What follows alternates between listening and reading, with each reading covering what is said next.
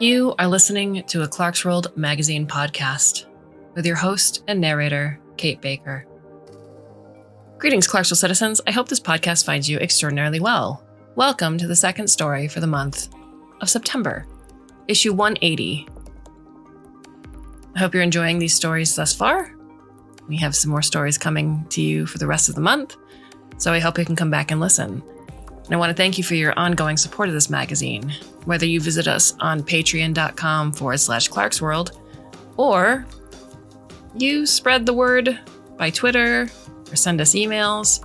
It is greatly appreciated. So whether this is your first podcast or your over 600th podcast or somewhere in the middle, thank you for spending this time with me and the authors here at Clarkesworld. Our story is titled, "It is a Pleasure to Receive You," and is by Ziggy Schutz. Ziggy Schutz, she, her, he, him, is a queer, disabled writer who is at all times looking for ways to make his favorite fairy tales and sci-fi tropes reflect people who look a little more like her. When he's not writing, she's spending his time exploring haunted houses and chatting up the ghosts who live there. This is not a bit. So, my dear listener, I hope that you can sit back, relax, and let me tell you a story.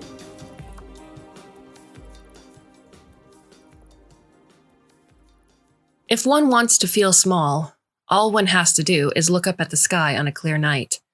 There is something about the stretch of the horizon, about the distance between you and each bright spark, numbers that feel so large as to be nearly impossible, summed up in a simple gesture. Some might find it terrifying, but Simon's always found that anonymity to be a comfort. No matter how often he stumbles, how many mistakes he might make, they mean nothing against the great scope of the universe.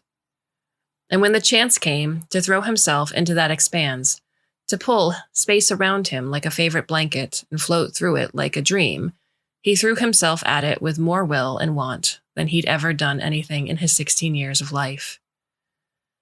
Caught up in the constellations, his very own satellite is just another spark in a vast sky. And there's something poetic about how it's only once he's surrounded by the vacuum of space that he's able to breathe deeply. Simon is the sole occupant of the communication satellite Nira 89, and most days are this, staring out at the stars. Earth indistinguishable from everything else in the universe, and caught up in the wonder that his little home manages to pick up anything at all.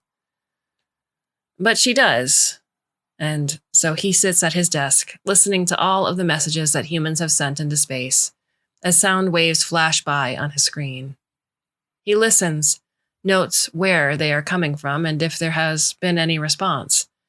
For the older ones, the rusty and the rough, he pauses, runs them through his systems and his fingers until they're smooth once more, adjusting levels and tidying up tones until they're almost as good as new. And then he sends them on their way again. How tragic would it be, after all, if one of those decades-old messages were to finally find its way to someone who needed it, and it was too tired to be heard? In the grand scheme of things, he's just a little speck in the larger picture, that is space, expansion, and exploration. Many of these oldest messages were sent before humans ever settled onto other worlds, before they expanded to the edges of their solar system and beyond, commingling with all they found there. And many of the newer ones are nothing important, echoes of letters home and shopping lists for space station stopovers that are months past now. But it's not his job to determine which of these messages hold value. Simon is no museum curator, only selecting the most significant voices to honor. No, he's simply an archivist and janitor, tidying the papers he finds on the floor, leaving the sorting through them to decide which ones can be recycled for someone else. Maybe this is why he reacts the way he does, when a particular set of words come through his systems just as he's about to tuck himself into bed. He could blame the late hour in the way that every hour is a late one. He runs off his own time here, dictated by his needs for sleep and for food more than any number or clock, or the fact that it's midway between one supply ship visit and the next, meaning it's the longest he goes without talking to another person. Whatever it is, when he hears a stranger wonder if anyone is listening, hears how their voice breaks as they ask if anyone has ever, he does what janitors and archivists and satellites are never supposed to do. He engages. He answers. Yes, I hear you, he says, and is shocked by how steady his voice is when everything around him is vibrating. The satellite, as it continues its lonely orbit, his skeleton at the breaking of rules, at the effort of reaching out. But his voice is steady, calm enough to almost feel like a lie, except that he never quite got the hang of lying, never thought to practice it with his peers, instead preferring to spend his time playing pretend with imaginary friends. Maybe that's why it feels so easy. With no visuals, he can close his eyes and pretend the voice belongs to some conjured companion as opposed to a person, somewhere else entirely, only sharing this moment with him through happenstance and an inconsistent sleep schedule. "And are you real?" asked the soft voice, no hesitation, just hope. It's a question Simon has asked himself before, on the days that bleed into nights and back again, where sleep is more memory than reality. And he's not sure if the ship is spinning or if that's all him. But when faced with someone asking, the answer is easy. "Yes," he says. "Are you?" "I think so." The reply is slower this time, but the words no less honest, no less bare. "Wasn't sure for a second there, but I am now." It's not that they're not allowed to call. He knows, in theory, that many of the satellites make calls home. Often even. There's only so far their entertainment packages can take them before something a little more substantial is needed. Something more personal. It's just that he's never done it. Called home. Not really something he's interested in, and most of the friends he's managed to make in school were fleeting at best. Held together more by convenience than any real connection. And they're definitely not supposed to be responding to the messages they hear. At training, Simon had been told over and over that it was best to break down each message into collections of meaningless words. It makes them more objective, means that they wouldn't accidentally add their biases to the transmissions in the form of emphasis, cultural context, or translation. NERA 86's systems can speak almost every language humanity has ever made, plus an ever-growing database of alien dialects and settlement slang. Simon can only speak about 7, but he's working on it. Over his morning meals and in the quiet moments the days find. He still lets the computers do the translating. He just likes to follow along, likes to understand. It's easier to make their messages shine when he has an idea of what they were doing, when they were sending them, who they were, even if it's all just guesswork. Imaginary friends, again. "I think I'm technically a prospector," they say. They've talked well through Simon's night, and their voice is raspy. This time not with the desperation that had them reaching out in the first place, but with the wear that comes through talking for hours with a stranger. But I prefer Gardner, and it's not like anyone is around to argue with me over it. Their accent has the rolling highs and lows of Saturn's moons, settled early on in the expansion and largely unchanged since. Their name, Lyrical Wonder, but only my mother uses the full thing. Lyric is just fine. Also speaks of an old family, and Simon can't help but wonder what sent them spinning off Moon, landing in a digital swamp somewhere on Earth, combing through old deleted files and abandoned clouds for anything tangible. "What do you do?" he asks. "When you find them." That much discarded information makes the ground soggy, the air damp, a man-made bog with little in the way of life, and always a threat of spreading. That's what people like Lyric are there for, or so they explain. To keep the boundaries clear, to stop the slow creep, to encourage the growth of plants and things with roots that know how to reach for the sun. Simon hadn't known that there were scraps of paper to be found too, that sometimes the tossed info came in the form of books, newspapers, from before either of them were born. But there are, and Lyric finds them, sifts through the mire with a net and a song, pockets full of pages. "I plant them."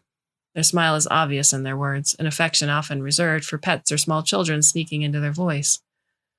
"If I'm lucky, they'll grow."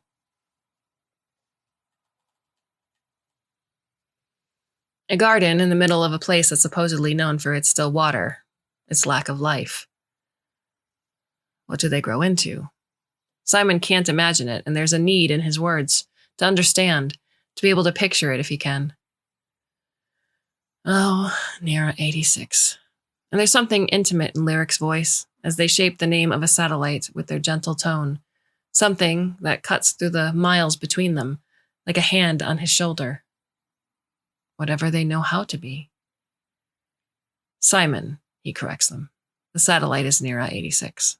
I'm Simon. Simon, then. A little laugh.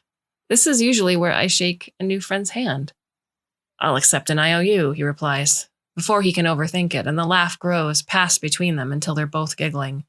A sound so small, shouldn't be able to fill up the whole ship, Simon thinks.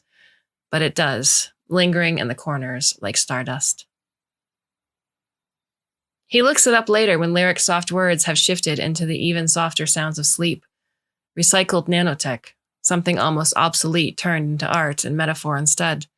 Fragments of things can grow in all sorts of ways. Most often, flowers with paper petals, folded as delicately as nature can manage, ink turned to gentle coloring and shades. Pretty, although not particularly useful. But sometimes, under the hands of a good gardener, they'll grow into whatever they have words for. Whatever their bits of story captured. Simon sits thousands of miles away from anyone at all, the sound of a new friend sleeping in his ears, and wonders if that isn't what they all do, grow into whatever shape they have words for. It's not supposed to be a sad thing, he thinks, as he feels his chest grow tight. But he can't help but wonder what words he's missing from his own makeup. What he could become if only his vocabulary were a little bit larger. Maybe it's time to work on language number 8. It's really only breaking the rules once. Lyric's logic is a little sideways, in Simon's opinion. They approach problems from angles Simon hasn't learned how to see, offer solutions by skipping steps altogether, and they can deliver it all in such a steady tone that it doesn't even sound all that out there. After that, it's just phone calls home. And you're allowed those. There's a pause and then a hurried addendum, their voice pitching up in a panic. Not that I'm calling myself your home or anything. Funny. Lyric's voice has slipped so easily into the simple routines that make up his life. If they hadn't drawn attention to their phrasing, he would never have questioned it. You're fine, he assures them. You were right. We're allowed to call friends, and there's no small print about how we're supposed to have met those friends. He knows because he checked. If anyone asks, we can say we met on a reality broadcast, Lyric suggests, anxiety discarded in favor of this new game. They told him distractions always work best. At a conference for left-handed folks. Simon's already laughing. I'm not left-handed. Neither am I, Lyric admits, and they're laughing too. We're time travelers. We met a century ago when we both went to assassinate the same person. That shouldn't make him laugh harder, but it does.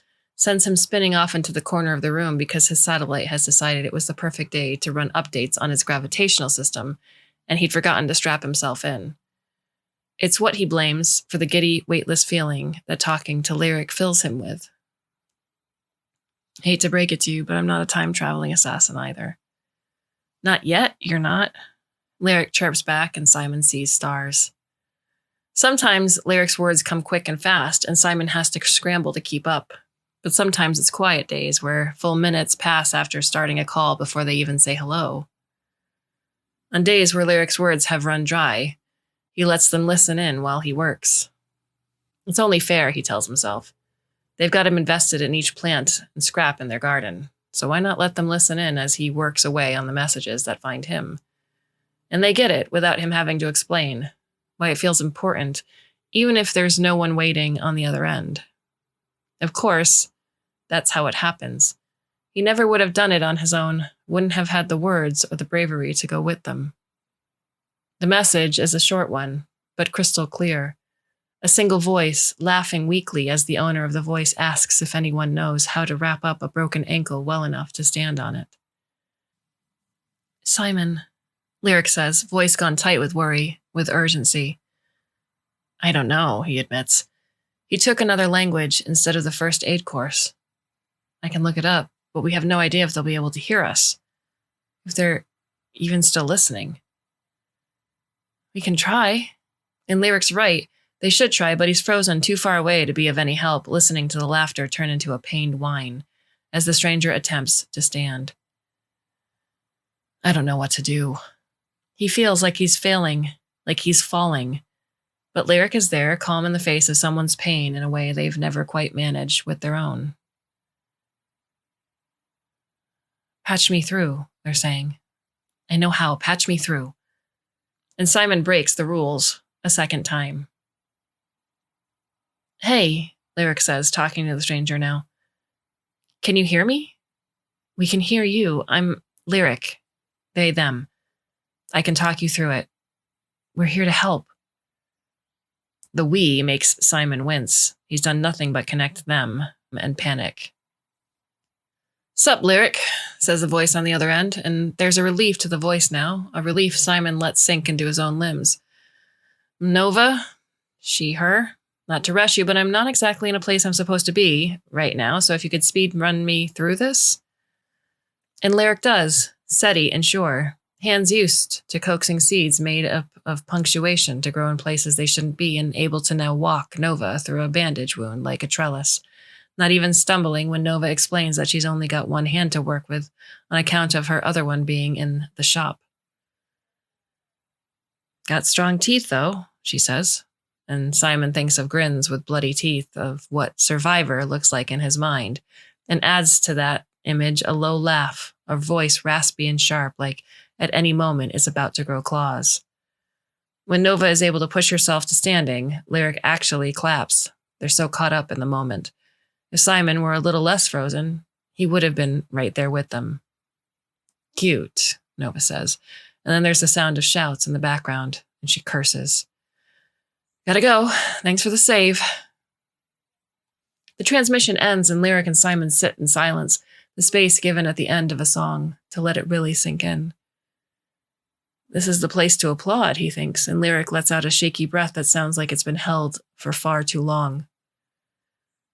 Think we'll hear from her again? Lyric asks, hours later, and Simon marvels at how they can be so far apart and still thinking the same thing. Hard to say, Simon says. Never really done this before. She seems like the kind of person to do whatever is least expected, anyway. Just to say she did. Yeah. Lyric hums a few bars, which Simon knows means they're thinking. I guess I'll just have to expect to not to meet her again, then. Simon smiles softer than he should. It's fine. Only his satellite ceiling is here to see it. I'll do the same. The next day, Simon catches the tail end of a transmission in a familiar voice, asking if the stars had any clever medical advice to share today. No stars here, he says, as Lyric's voice jumps up in excitement. Yeah, Nova answers, like she breaks ankles and takes part in daring rescues every day. Stars aren't nearly so generous with their skills. The stars aren't exactly around to defend themselves, and they're basically Simon's neighbors, so he takes on that task himself. With 3 people laughing at once, the satellite feels bigger than it ever has. So, you're a gardener in a place you're not supposed to be able to garden, Nova summarizes, and Lyric makes a noise that somehow sounds like a nod, wordless but no less clear. And I'm a sculptor whose first art piece was my arm, and I did go for form over function. Simon thinks that's a wild way to downplay the brilliance it must have taken to design, build, and install her own arm, especially since all her materials come from the junkyard she's been squatting in for the better half of a year, ever since whatever happened to make her lose her arm had inspired her to drop out of school and run full tilt at being a starving artist type.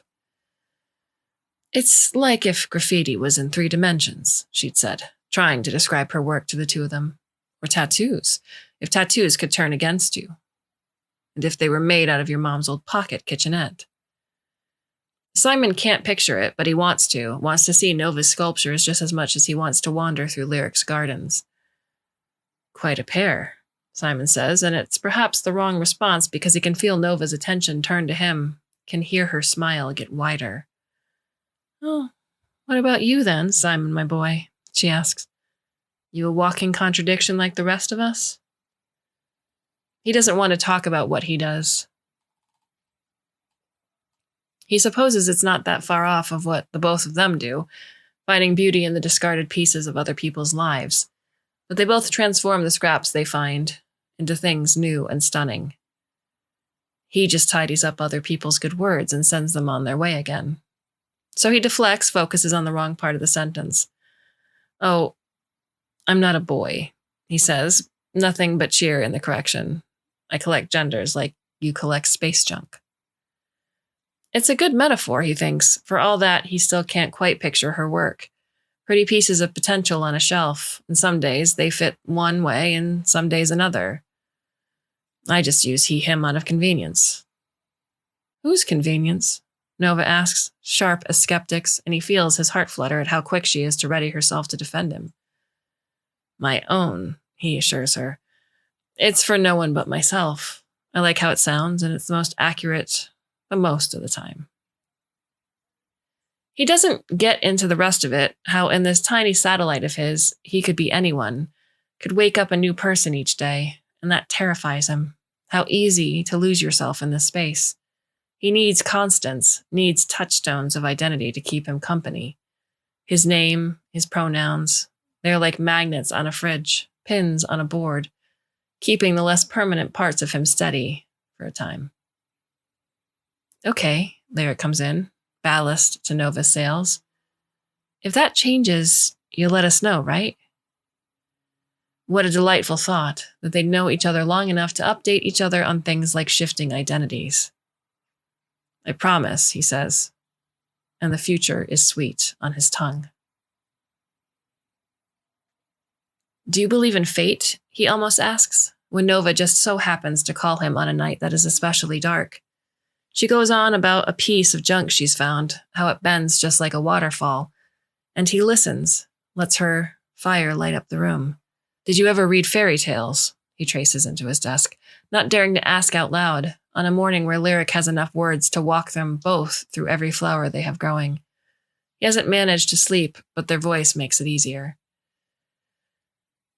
"If we'd met differently," he practices out loud on a day where both of them are busy and he is alone. "If I were closer, do you think..." He doesn't know how to end that sentence, so he saves it, an unsent transmission, a secret just for him and all of space. It's not like the universe cares anyway. Once he finds the perfect way to say it, he will, he tells himself, runs the sentences through every language he knows to see if one sounds better than the others. Maybe it's just a vocabulary issue again. He'll leave it for now. A shift is 5 months? Simon shrugs, a gesture more out of habit than any added meaning. Nova's outrage on his behalf has quickly become a comfort. It's not like I have to stay up the whole time or anything. It's just easier on resources for us to stay up for extended periods of time. Sending a supply ship up to all of us instead of us going down and up, he brightens. But we get a month or two off between shifts, if we'd like. If you'd like. Lyric's not convinced, neither is Nova, not even a little. She's known him barely 2 months, Lyric only a few more, and already they both see through him better than anyone at home ever managed. It's enough to make a satellite feel stripped bare. "So, if you wanted, you could stay up there even longer?" Nova's reading into his silence before he's even made up his mind, whether or not to answer, cutting to the quick. "Hey, Simon, when was the last time you pulled your head out of the clouds?" He hesitates again, not because he doesn't want to tell her, but because he needs to take a moment to count. 14 months, he says. "Simon," she hisses, and he grimaces. "It's not on purpose," he says quick now, trying to cut off the lecture he knows he'll get otherwise. "It's just, my hometown isn't exactly my favorite place, and my parents are really busy anyways, and they'll just ask why I had to run away to the stars to avoid going to university, and I can't be bothered to have that conversation with them again." He should really give them a call. It's been almost a year. Later, he assures himself. He'll worry about it later. "It's not that I don't want to come down," he says. "I just don't really have anywhere I'd want to land." "You didn't," Lyric corrects him, and the confidence alone winds him, leaves him blinking away, the stinging in his eyes. "You didn't. But that's changed, right?" I'd better have, Nova growls, and the growl makes him feel warm, hands to his cheeks so he can feel his own blush spread. I'm working on something really neat, but it's going to sound stupid as hell if I try to describe it. You'll just have to go see it in person, Lyric says, and how can he say no to them both when they so perfectly overlap like this? He should say yes. He should say, yes, thank you, I would love that. Instead, he starts to cry. Simon? Chorus, two voices belonging to faces he has never seen, and he aches with it. Sorry, he gets out, curling up on himself, tucked away in his chair. It's on wheels so that he can move it to the other rooms when he needs to. There's only one chair in this whole place. It was only made for one person. Why would he need more than one? You don't have to apologize, Nora says, almost stepping on him in her haste to get the words out. Talk to us, Lyric says. Please, Simon. And he does.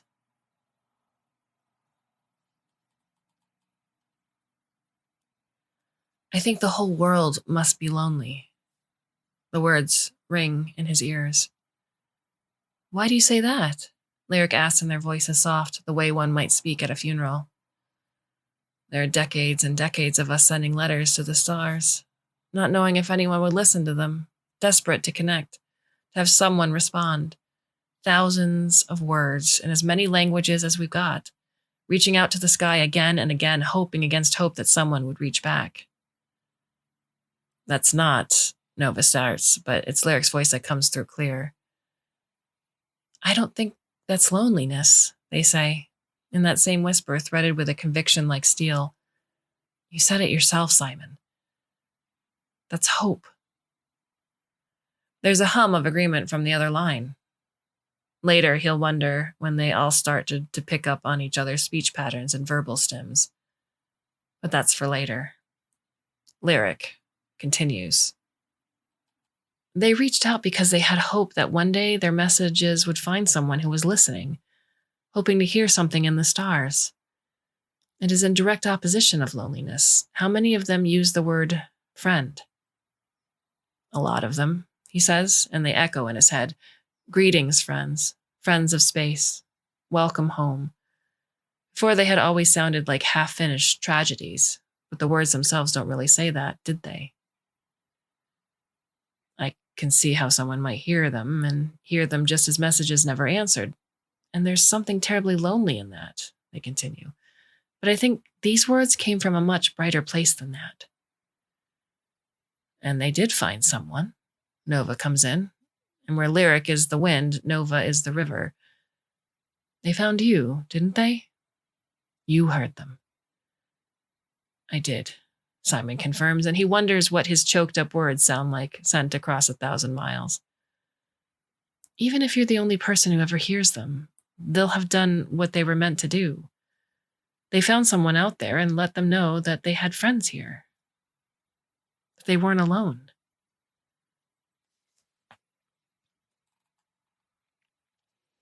Simon sits above the Earth in his little satellite, spinning through space at a pace he can largely not even comprehend, and he listens to two voices remind him that he is not alone, using the words he's repeated to himself like a prayer on the most empty of nights. They take on new life on their tongues, and he is reminded of the first time he found these words, his first shift, his first night away from home. How precious the words felt, held in his hands like seeds he couldn't wait to plant, metal he couldn't wait to bend. When had they lost their shine? When had he stopped hearing the beauty in them, and instead interpreted them like a tragedy? Thank you, he says. And he's really sobbing now, but something's changed. He doesn't think it's because he's sad anymore. He'd been taught somewhere between grade school and the great adventure of space that if someone is crying, the best thing you can do is support them without commenting on it. It's polite. It saves the person any embarrassment. But he thinks that maybe the person who taught him that has never had two voices, different in every way, thousands of miles between them. Say, "Oh, Simon," in perfect synchronicity, as his voice breaks over the call and they reach out with all they have to comfort him. He falls asleep to their quiet conversations, and he sleeps without dreaming. Do you think you can fall for two people at once? He asks the static. There's no answer. He takes the words and buries them inside of him. He doesn't know what he'll do if they decide to grow. The universe is infinite. This he knows. But the world is circular, and he knows this too, orbits around it every day. Life has infinite possibilities. That is what they say. But it prefers to stick to patterns, to days and months and years, starting something in the same place something else has ended. History repeats, little stories spin in circles, and transmissions loop. Somewhere on Earth, in a digital swamp no one would really make note of, it is storming. In space, there is no rain to hammer on the roof of a little cabin, to offer warning. There is no putting down your feet to find out that the water is already up to your ankles, and the fear that comes with that flood because the ground is soft here. Perfect for planting. Not perfect for escaping a mire that has snuck up on you in the night. Simon doesn't know any of these things, of course. For him, panic comes in the form of a staticky call for help, made crackling by the weather rather than by the age, and a voice he has grown to know so well, begging for help. He's up in an instant, heart in his throat as he sprints to his workstation. Lyric? He calls down the line. Lyric, can you hear me? With one hand, he is calling for Nova because he needs her, because he can't do this alone. The other is doing what he does best, hours and hours sitting right here, cleaning up the message so that every word is perfectly clear. Nova joins him, just in time to hear Lyric bite back a gasp. I'm stuck, they cry, and their sounds Simon isn't used to, the rushing of water and data, the sucking of solid ground suddenly turned to deep, deep mud. Thought you were supposed to leave yesterday, Nova asks, and yes, she's right. The bog's dangerous this time of year. Lyric was supposed to spend the next month or two in the city, waiting for the ground to get solid enough for planting again. Things were still growing, Lyric confesses. I was going to go today, but Later, they can tell them off later, after they're somewhere safe and dry. But it was them who walked Simon and Nova through the last crisis. Their steady voice, their careful hands. I'm sorry, Lyric says. And Simon thinks they've said it a few times now. Panic is making it hard to catch each word. I'm sorry. I keep sinking. I'm sorry. Simon, Nova hisses and her claws cut through the fear. You have to tell me where they are. That's not something he's ever done. It's the most important rule, after all. His job is not about the people who send the messages, just like it's not about who receives them. He is not, under any circumstances, supposed to trace a transmission. But this isn't a transmission, says the part of him that sounds more and more like Lyric. This is a call home. To hell with the rules, growls a part of him that parrots Nova's bravery. Rules are only as good as the people they protect. I can try, he says, and already his hands are moving. He's never done this, but he knows the system, knows it better than he's known anything.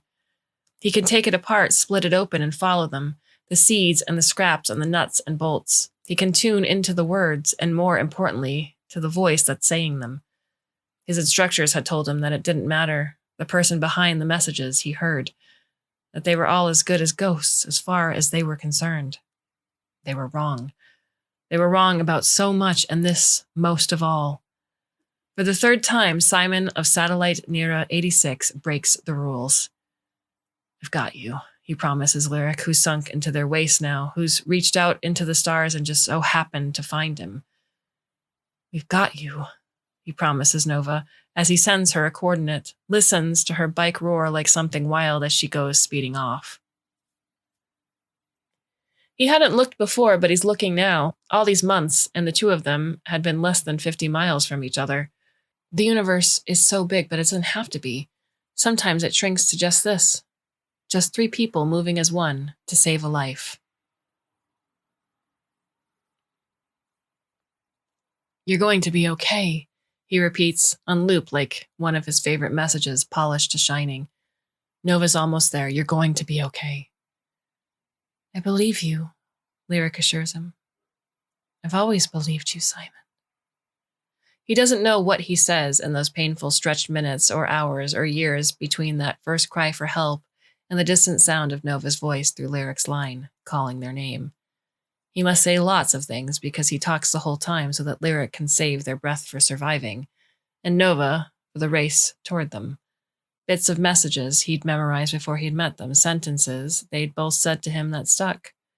Reworked, reshaped into something all its own. A monologue designed to reach down from the stars and pull Lyric up and out of that mud and into the arms of someone who loves them.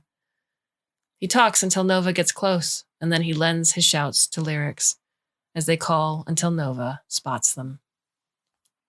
He only stops talking when Lyric's line drops out, and it's through Nova's alone that he hears, I've got you. We've got you. Told you we'd do it.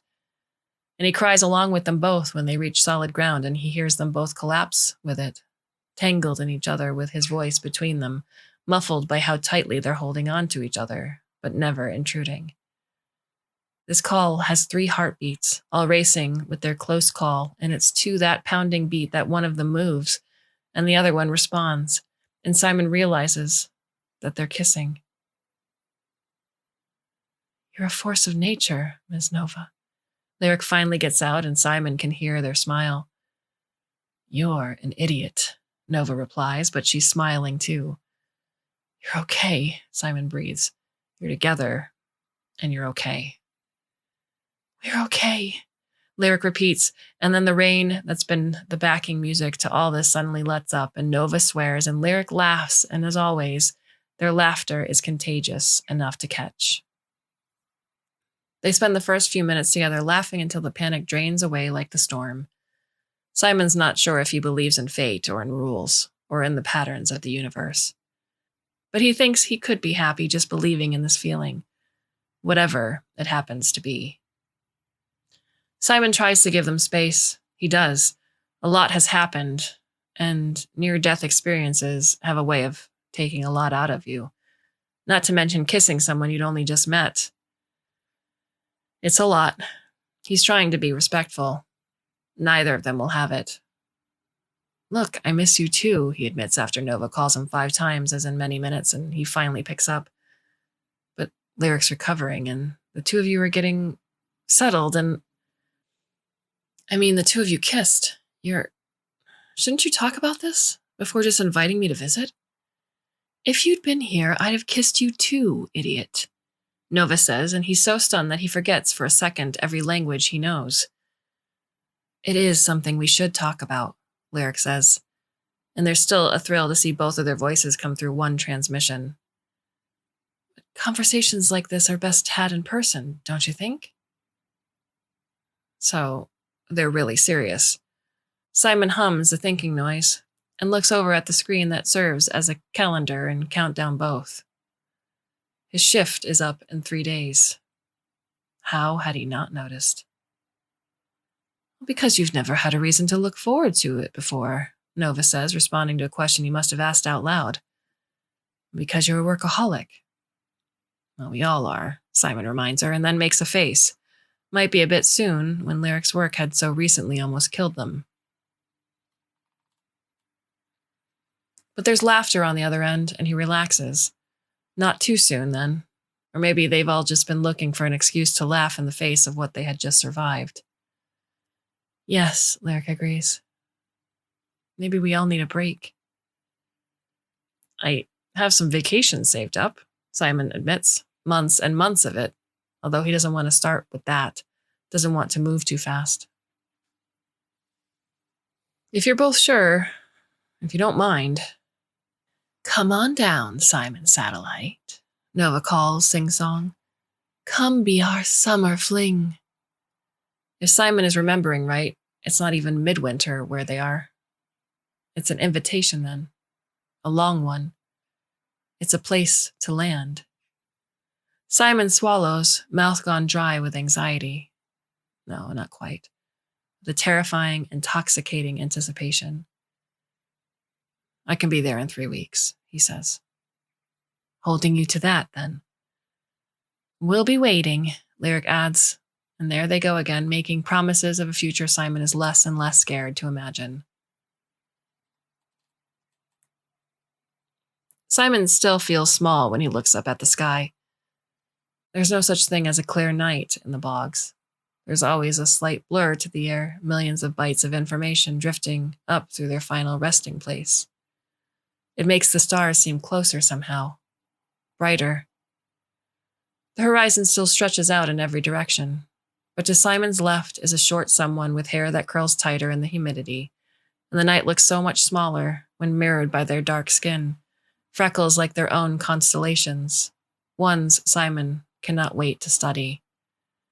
And to Simon's right there is a taller girl, smile sharp and daring, and her arm interrupts any straight lines as she points at the world and questions what everyone else has gone and accepted as truths, and her pale cheeks go red when Simon reaches out and captures her hand, tangling their fingers together and suggesting that maybe they can find the answers together. The numbers that make up the impossible expanse of space feel smaller when viewed by 3. Maybe they really do mean nothing in the grand scheme of things. But maybe that's not the point. The universe doesn't know who he is, and that's fine. He's not really anyone, just a satellite, just space junk held together by scribbled equations and an outdated sound system. But he doesn't need to be someone important to the universe, to be someone to the 2 on either side of him. He can just be Simon. Tonight he plants his name between his ribs, and the soft ground beneath their feet, and the metal sculptures that stand like sentinels around them. Tomorrow, together, they will see what grows.